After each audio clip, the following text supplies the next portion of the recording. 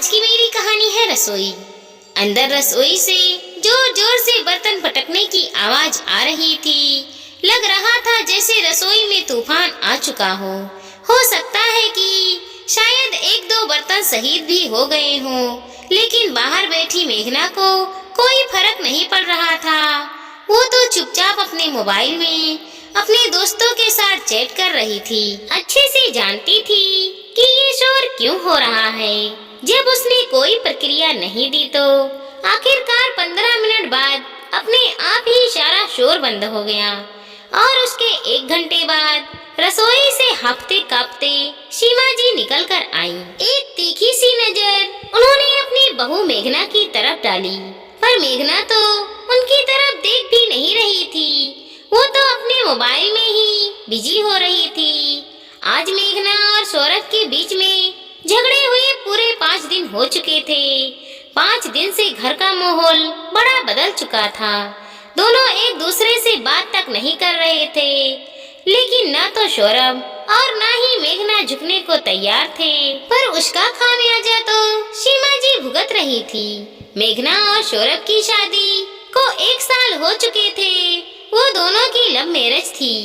हालांकि सीमा जी को मेघना बिल्कुल पसंद नहीं थी, पर कहीं बेटा छोड़कर ना चला जाए, ये सोचकर उन्होंने शादी के लिए हाँ कर दी। वो मेघना को बहू तो बनाकर ले आई, लेकिन कभी दिल से उसे बहू मान ही नहीं पाई। इस कारण से अक्सर वो दोनों पति पत्नी में कुछ न कुछ गलतफहमियां पैदा करवा ही देती, जिससे दोनों लड़ पड़ते थे और ये देखकर उन्हें बड़ा सुकून मिलता था। इसीलिए 1 साल में दोनों के झगड़े ही ज्यादा हुए होंगे।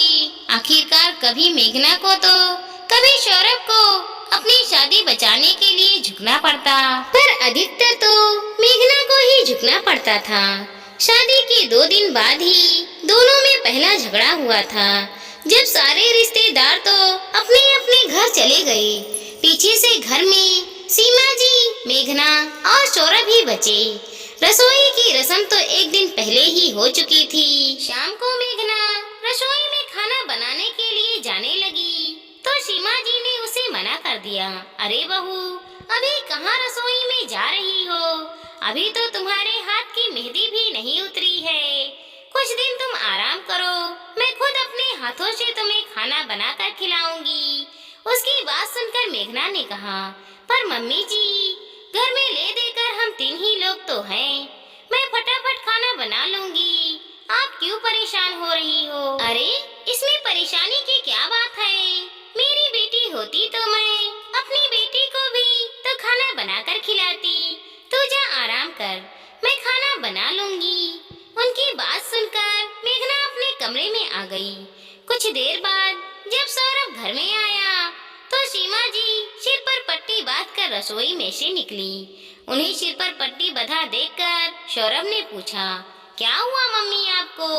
सिर में दर्द हो रहा है, फिर आप रसोई में काम क्यों कर रही हो? अरे बेटा, खाना तो बनाना ही था ना। लेकिन मम्मी, अब तो बहू भी आ गई है, वो खाना बना लेती। आप क्यों बना रहे हो? बेटा, अब नई बहू से कैसे कहती कि तुम खाना बना लो? इतना तो उसे खुद कहते कहते सीमा जी चुप हो गई। पर उनकी ये बात जिस तरीके से वो सौरभ तक पहुंचाना चाहती थी, वो वैसे ही सौरभ तक पहुंच गई। सौरभ चिल्लाता हुआ मेघना के पास गया। मेघना, तुम्हें शर्म नहीं आती? मम्मी के सिर में दर्द हो रहा है और वो खाना बना रही है, जबकि तुम यहाँ कमरे में आकर आराम कर रही हो। क्या तुम खाना नहीं बना सकती थी? अरे पर मुझे क्या पता, मम्मी जी के सिर में दर्द हो रहा है। मैं तो खाना बनाने रसोई में ही जा रही थी, लेकिन मम्मी जी ने ही तो मुझे आराम करने के लिए कह दिया था। कह रही थी कि तुम नई बहू हो तो? अरे नई बहू हो तो क्या तुम्हारा इस घर के लिए कोई फर्ज बनता है या नहीं? तुम्हारे होते मेरी मम्मी परेशान हो रही है, तुम्हारी भी कोई जिम्मेदारी है या नहीं? मुझे तुमसे ये उम्मीद नहीं थी। सौरभ, क्यों तिल का तड़का बना रहे हो? शायद तुम्हें कोई गलतफहमी हो गई है। अगर ऐसा है तो मैं जाकर खाना बना लेती हूँ। नहीं, मुझे तुम्हारे हाथ का खाना नहीं खाना। मैं बाहर से खाना मंगा लूंगा। बस छोटी सी बात का बतक्कड़ बन गया और दोनों आपस में लड़ पड़े। पर यह देखकर सीमा जी को बड़ा मजा आया। रसोई में जाकर मेघना ने खाना तो बना लिया, लेकिन उस दिन सौरभ ने मेघना के हाथ का बना हुआ खाना नहीं खाया। अब तो वो आए दिन दोनों के बीच में कोई ना कोई गलतफहमी पैदा कर ही देती और खुद बैठकर तमाशा देखती। दोनों के सामने ऐसी मासूम सी बन जाती हैं जैसे उन्हें कुछ पता ही ना हो कि क्या बात हुई है। पर इसका असर अक्सर यही होता कि सौरभ मेघना के हाथ का बना हुआ खाना छोड़ देता और जब तक मेघना आगे होकर माफी नहीं मांग लेती तब तक या तो वो बाहर का खाना लेकर खाता या फिर सीमा जी अपने हाथों से उसे खाना बनाकर खिलाती। अब सीमा जी को परेशान होता देखकर मेघना खुद ही 1-2 दिन में माफी मांग लेती। पर धीरे धीरे मेघना को अब सब समझ में आने लगा था कि ये सब सीमा जी का ही करा धरा होता है और वो दोनों पति पत्नी बेवजह एक दूसरे से बस बेवकूफों की तरह लड़ते रह जाते हैं। अभी 5 दिन पहले कोई भी बात नहीं हुई थी, वो शाम भी और शाम की तरह ही थी। सौरभ उस दिन जल्दी ऑफिस से फ्री हो गए तो उसने मेघना को फोन करके कहा, तुम जल्दी से तैयार हो जाओ, हम मूवी देखने चलेंगे, बस मैं थोड़ी देर में ही आता हूँ। उसकी बात सुनकर मेघना ने फोन रखा और फटाफट रसोई में सीमा जी के लिए खाना बनाने चली गई।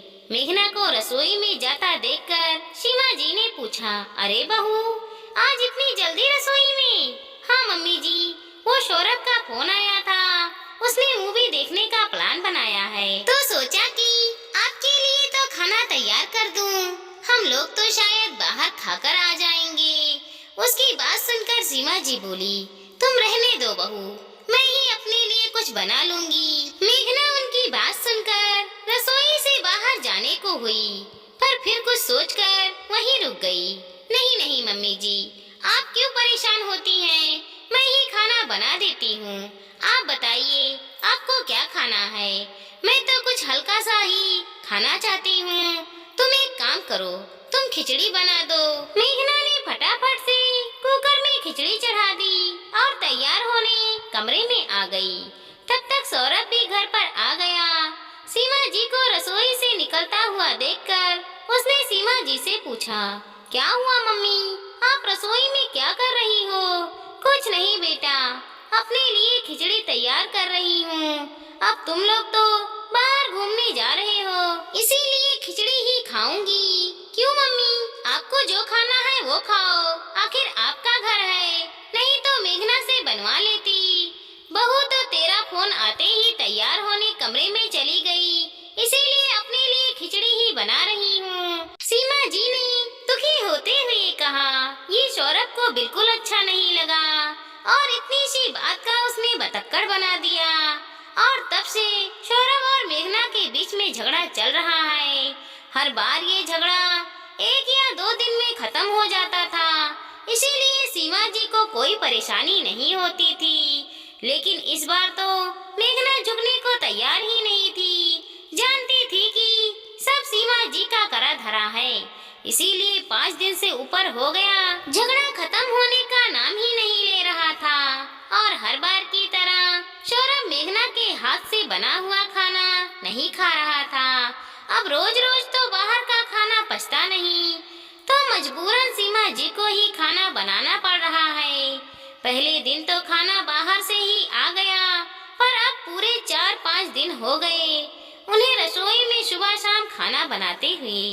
मेघना के आने के बाद काम करने की आदत तो वैसे ही छूट गई थी, तो अब पसीने छूट रहे थे। जैसे ही सौरभ घर पर आया, उसने सीमा जी को आवाज लगाई, मम्मी बहुत जोर से भूख लगी है, जल्दी से खाना ला दो। फिर एक नजर मेघना की तरफ देखा और चुपचाप मुंह फेरकर कमरे में चला गया।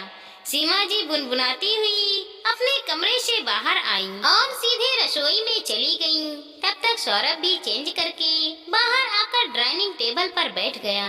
इतने में सीमा जी अंदर रसोई से खाने के बर्तन लेकर आईं और डाइनिंग टेबल पर जोर से पटकते हुए बोली, कब तक चलेगा तुम दोनों का ये ड्रामा? परेशान हो गई हूँ मैं। अरे इस उम्र में मुझको काम करना पड़ रहा है तो क्या फायदा तुम दोनों बेटे बहू का।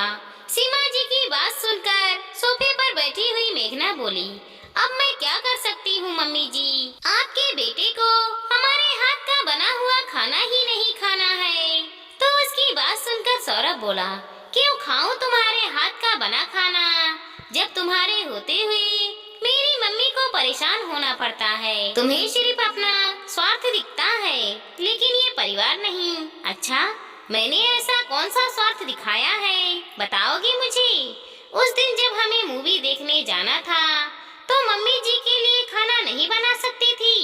एक बार उनसे पूछ नहीं सकती थी कि मम्मी जी आपको क्या खाना है, मैं आपकी पसंद का कुछ बना देती हूँ। लेकिन नहीं, तुम तो फटाफट बस तैयार होने चली गई। पीछे मेरी मम्मी अपने लिए खिचड़ी बना रही थी, शर्म आनी चाहिए तुम्हें। अच्छा मम्मी जी, खिचड़ी किसने बनाई थी? अचानक मेघना ने सवाल सीमा जी से किया।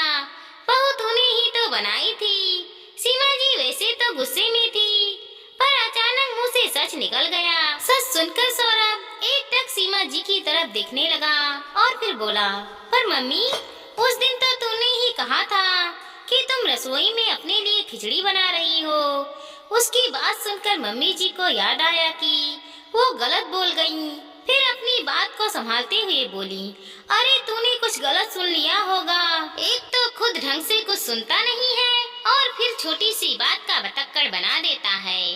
अब जब मम्मी ही बात से पलट गई तो सौरभ क्या ही करता।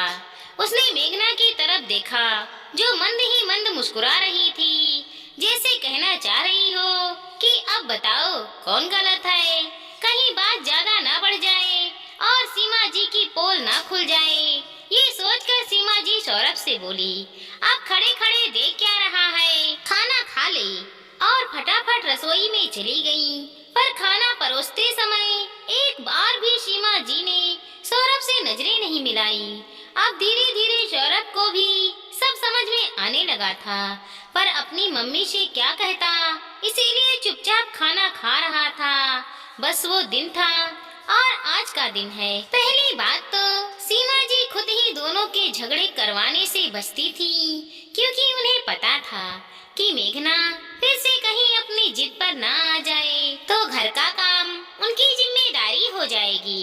और यदि कभी ये कीड़ा बुलबुलाता भी था तो सौरभ मेघना और सीमा जी को ही आमने सामने करके पूछ लेता था। दोस्तों, घर में झगड़ा करने से पहले बातों को समझ लेना चाहिए, समझकर ही बात आगे बढ़ाना चाहिए, नहीं तो खामखा बात का बतक्कड़ बन जाता है।